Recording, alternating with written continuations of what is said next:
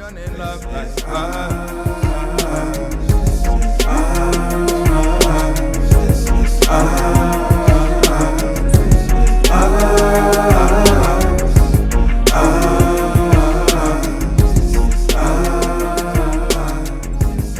Hey guys, we're Kristen and Jarrell Abraham. Welcome back. Thank you for tuning in. Be sure to subscribe to this channel. Also, follow us on Insta. My Instagram is JCA Official. What's yours? Kristen Nicole Official. We also have Yahweh Music LLC. So subscribe there for some inspirational quotes and music. Right. Today's topic is water your family. So, as you might have noticed, we are all about family, we're all about love, we're all about life. And watering your family is definitely an essential thing to do. Yes. Give your loved ones the necessary tools to thrive. It is not enough to just survive. Correct. So we did have a previous vlog where we discussed surviving and thriving. Mm-hmm. So I want to revert back to that.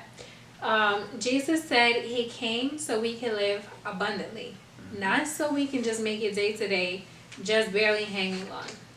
So we're going to discuss 3 points for watering your family: love, communication, and patience. Love. Let everything you do Be done in love. So love is interesting because not everybody loves the same way. Not everybody knows how to love. Not everybody was raised in love. So one of the things that you definitely want to do is learn how to cultivate that within yourself so that you can then give to others.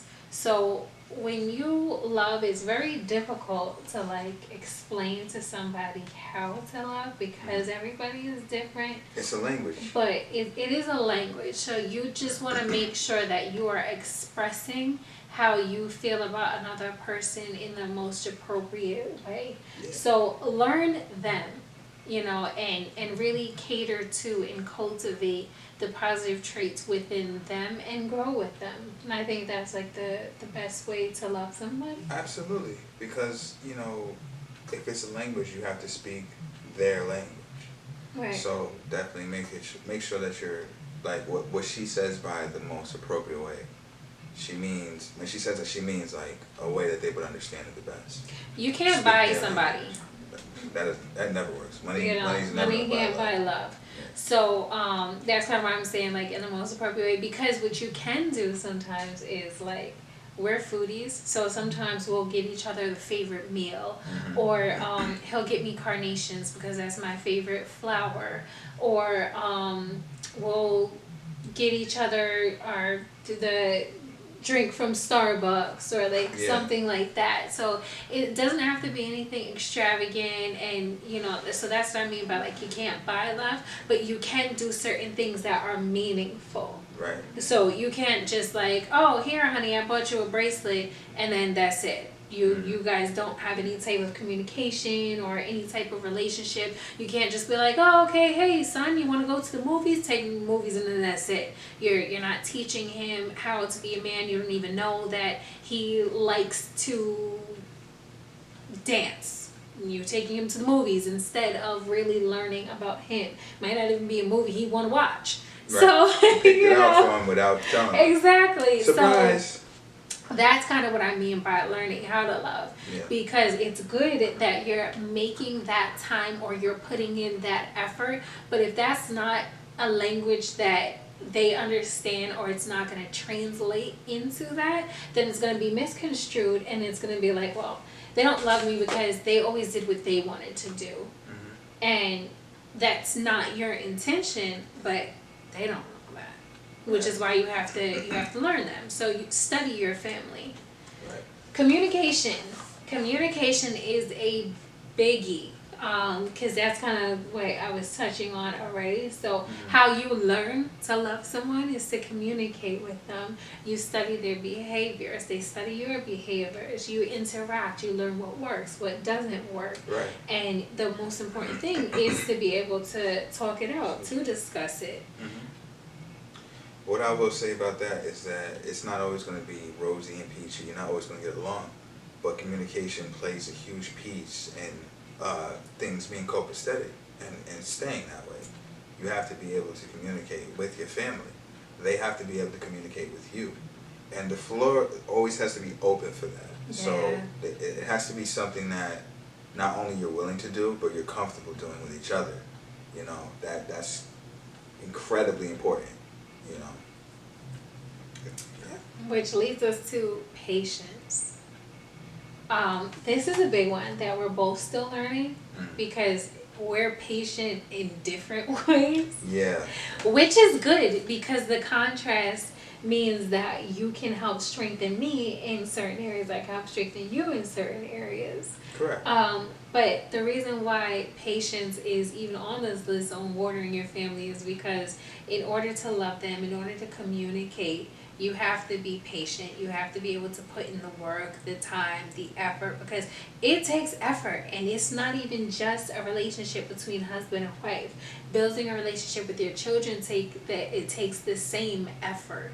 And really, probably more effort because they're less likely to communicate with you because of the age gap. So they're looking at you as an authoritative figure versus a peer. So sometimes you kind of have to pull things out. Like my daughter, for example, I will know that something's off with her because her affect is different, her mood is different, or there's just something different about her face or a certain twinkle in her eye. And she doesn't even have to say anything. And I'm like, what's wrong? Nothing. And like, I know that there's something wrong. Oh, nothing. There's something wrong. Well, I just don't want to talk about it. And I'm like, no, we're going to talk about it. She goes, but how do you know there's something wrong? Like, because I'm your mom. I know. Right. And the reason why I know is because I study her. But when you're us, that's everything's obvious. Right. So you have to you have to be patient enough for this to become obvious to you. If you really care about the person, you know what I mean? Study the person, learn the person. Right. My son, he'll make certain facial expressions or he'll make certain noises. And I'm like, what's that?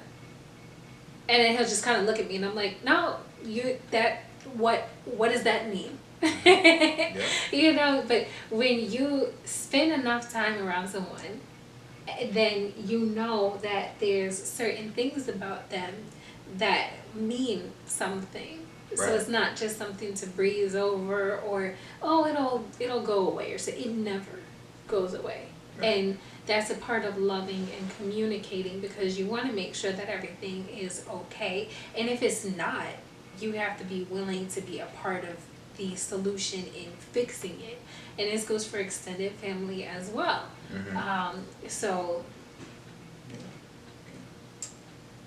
I feel like I just cut myself off, but I didn't. I was done. It was the yeah so far. Right, the yeah so.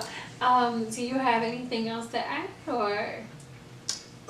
I think that's it. Really just getting to know, like, because a lot of times we think we know our family, but we don't always know them from the perspective that they want to be learned or that they want us to know them. We don't know everything about them. We don't know all sides of them. So any side that will help you, that'll help you with them, like benefit your relationship and your connection with them, those are the sides of your family members that you want to learn. Mm-hmm. And that will just contribute to the overall relationship and the bond that you have. Mm-hmm. And we spoke about that in how to deal with toxic people. Yeah, absolutely. The difference between a toxic person and toxic behaviors and potentially toxic behaviors. And speaking of which, if what we're talking about is not important as far as learning the person and understanding them and communicating with them, if that's not really a priority, or it's not more important than how you feel or your emotions or your own personal opinion, this episode's not for you. But it should be. You should want it to be. And right. We all need family. You know what I mean? At the end of the day, that's all you're going to have. God, your family. So just keep in mind that those are your first line of defense in times of hardship. You're going to need them. And you need to learn how to apply these things. The reason they're not chosen for you, the reason you don't choose them and that they're chosen for you is because they're the people who matter most to you.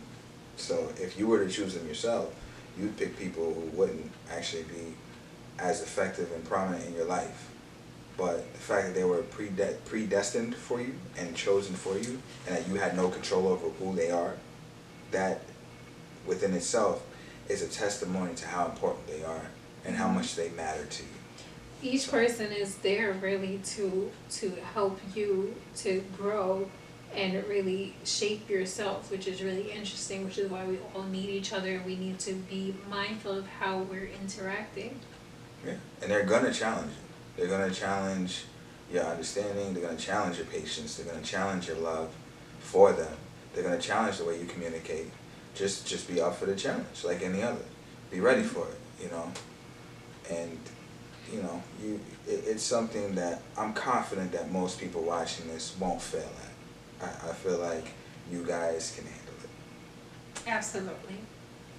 All right. So, is there anything else you wanted to add? Or? That's it. All right. Well. I will add, thank you for joining us, and God bless.